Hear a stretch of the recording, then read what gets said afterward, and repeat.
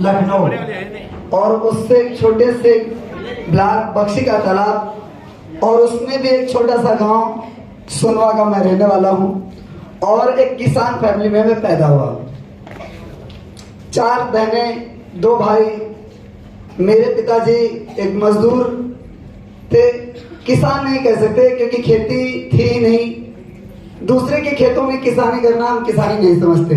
जब खुद की खेती हो तो उसको हम किसान कहते हैं, दूसरों की खेती में करने वाले व्यक्ति को हम मजदूर कहते हैं। मेरे पिताजी, मैं फख्र से कहता हूं कि एक मेहनती मजदूर थे, क्योंकि बचपन से मैं उनके साथ मजदूरी में लगा रहता था।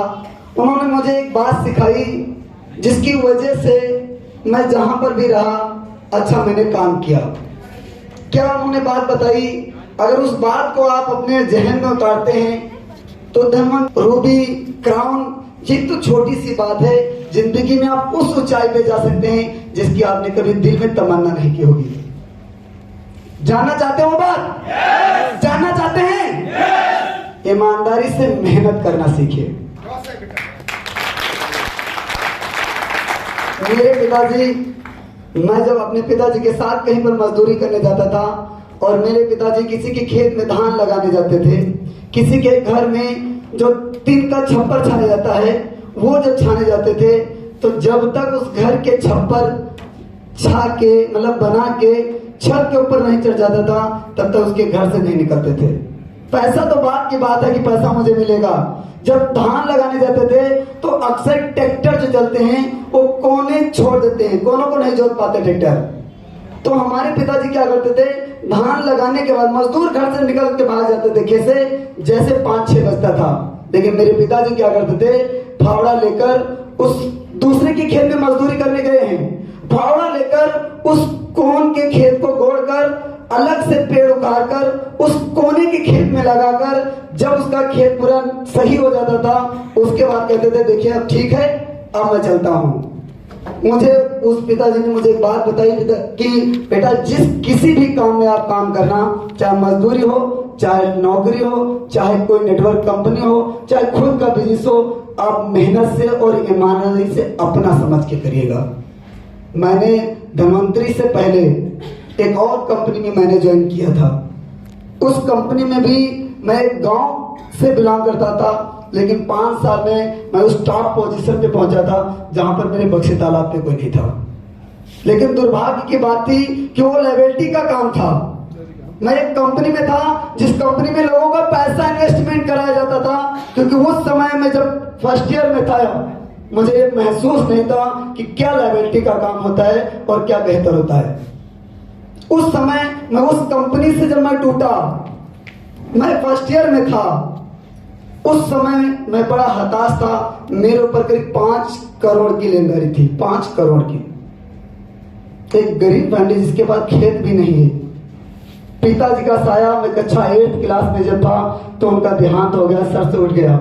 मेरे पिताजी का एक सपना था कि मैं अपने बच्चे को जहां तक पढ़ेगा मैं वहां तक पढ़ाऊंगा। क्यों? क्योंकि मैं अपने परिवार में सबसे छोटा था, सबसे छोटा मैं परिवार में था। मेरे पिताजी का ये सपना था कि मैं अपने बच्चे को जितना पढ़ सकेगा मैं उतना पढ़ाऊंगा। लेकिन भगवान, ईश्वर, अल्लाह, गॉड को कुछ और मंजूर था। मेरे पिताजी का 8th क्लास में मैं था तो उनका देहांत हो गया और मेरी पढ़ाई छूट गई। जब मेरी पढ़ाई छूट गई तो मैं इंजीनियरिंग कॉलेज चौराहा, जहां पर मजदूरों का अड्डा लगता है, लोग आते हैं मजदूरों को खरीदने के लिए कि कितने रुपए लोगे, 300, 200, 250, चलिए दिन भर काम करिए। मैं उस काम को करता था, उससे मैं अपना खर्चा चलाता था और पढ़ाई करता था। लेकिन मैं एक कंपनी में काम किया जिसकी वजह से दीनदारी हुई। मैं बहुत ही हताश था, लाइफ में कुछ ये समझ में नहीं आ रहा था कि मैं कहां पर जाऊं। उस समय ईश्वर कहते हैं कि आपको जब आपका हौसला टूट जाए तो एक व्यक्ति पर विश्वास रखना जिसने इस दुनिया में तुमको पैदा किया है, क्योंकि वो आपकी जिंदगी में क्या बेहतर है वो सब जानता है। कौन? वो परम पिता परमेश्वर। उस पर विश्वास मत कभी टूटने देना, ईमानदारी से काम करना। बस ये सोचना कि जब आपका हौसला टूट जाए, जब आप जिंदगी में कुछ करने के लायक ना बचे, तब भी मेहनत करना। लोगों का पैसा, लोगों के काम में हमेशा बढ़ चढ़कर हिस्सा लेना आपकी वजह से किसी एक व्यक्ति का 1 रुपया नुकसान ना होने पाए, फिर से वो सब कुछ बन जाएगा जो आपका बिगड़ चुका है। मैंने वही क्या मेहनत करता रहा, मुझे धनवंतरी जैसी एक कंपनी मिली और इस कंपनी में लाने, मैं धनवंतरी कंपनी में अगर कोई मेरे घर का भी कह देता कि काम करो तो मैं नहीं करता, लेकिन मेरे अपलाइन, मेरे गुरु, मैं जिनके लिए चाहूंगा एक बार जोरदार ताली होनी चाहिए आदरणीय गुप्ता सर। अगर वो ना होते तो शायद मैं धनवंतरी में ना होता और शायद मैं कहीं मजदूरी कर रहा होता, लेकिन गुप्ता सर ने मुझे धनवंतरी के विषय में जब बताया तो मुझे ये पता चला। मैंने सर से पूछा कि क्या नेटवर्क मार्केटिंग की कंपनी है क्या, जुड़ने जुड़ाने वाला काम तो नहीं है? तो सर का जो शब्द थे जानते हो क्या था? आपसे कोई पूछे जब धनवंतरी किसी को बताते हो और आपसे पूछे क्या जुड़ने वाला काम है क्या धनवंतरी में, फिर किसी को जोड़ना पड़ेगा तो आप क्या कहोगे? बिल्कुल ये नेटवर्क है, आप जुड़ोगे फिर जोड़ना पड़ेगा। लेकिन गुप्ता सर ने मुझसे उस समय झूठ बोला, उस समय मुझसे झूठ बोला। क्या इसमें जुड़ने वाला कोई काम नहीं है और ना किसी को जोड़ने का काम है। अगर किसी झूठ बोलने की वजह से किसी की जिंदगी बदल जाए, कि एक झूठ बोलने की वजह से किसी की जान बच जाए, एक झूठ बोलने की वजह से किसी की इज्जत बच जाए, तो झूठ नहीं होता है, वो सच बोला जाता है। इसमें जोड़ने का काम नहीं था, इसमें लोगों के साथ मिलकर काम करने का काम था। धनवंतरी जोड़ने का काम नहीं है, धनवंतरी कदम से कदम, कंधे से कंधे मिला के काम करने का काम है, किसी को जोड़ने का काम नहीं है। किसी को मत जोड़िए, किसी के साथ सपनों के साथ उसके सपनों को समझिए और उसके सपनों को पूरा करने के लिए उसके कदम से कदम मिलाकर काम करिए। जोड़ने का काम नेटवर्क मार्केटिंग धनवंतरी में नहीं है।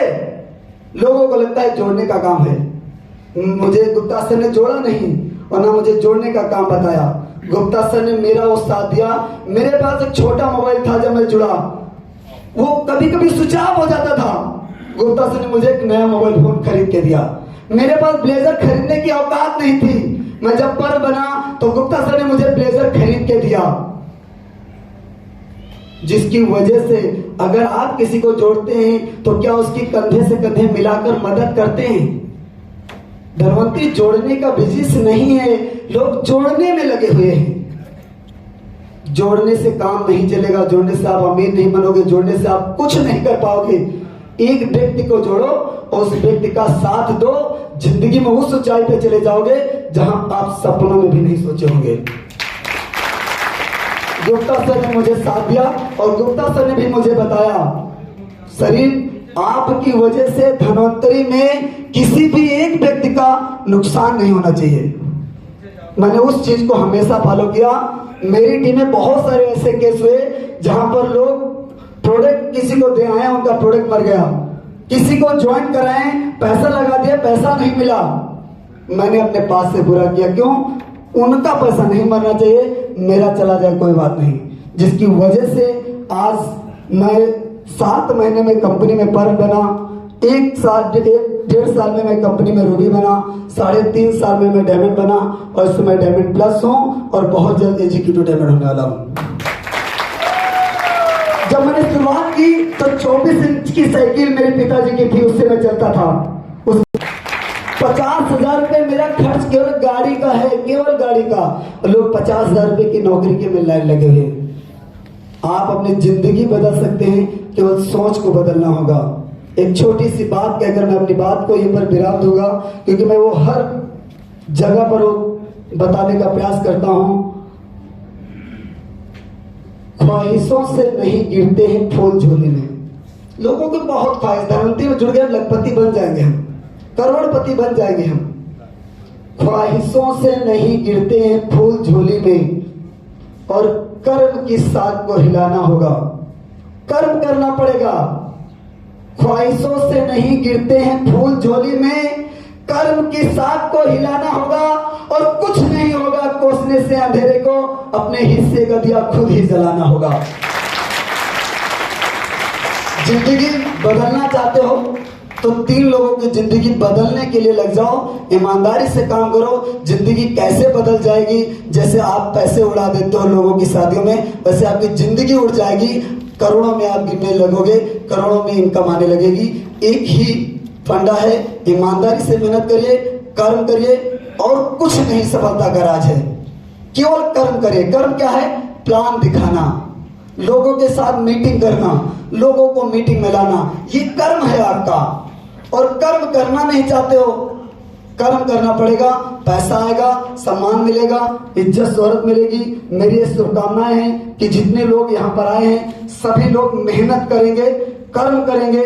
अगर मेहनत कर्म करोगे तो मैं 100 नहीं 1000 की स्टाम्प पेपर पे लिख के दे सकता हूं कि 1 साल के अंदर आप डायमंड बन सकते हो।